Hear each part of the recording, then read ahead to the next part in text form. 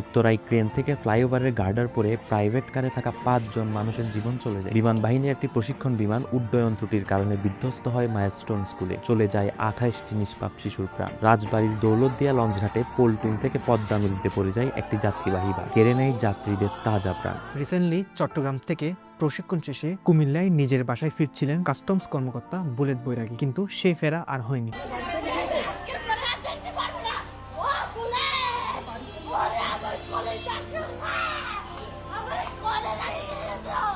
পথে সিএনজিতে তুলে ধারালো অস্ত্রে আঘাত করে রাস্তায় ফেলে দেয় একটি ছিনতাইকারী চক্র। মাথায় আঘাত পেয়ে মৃত্যুবরণ করে।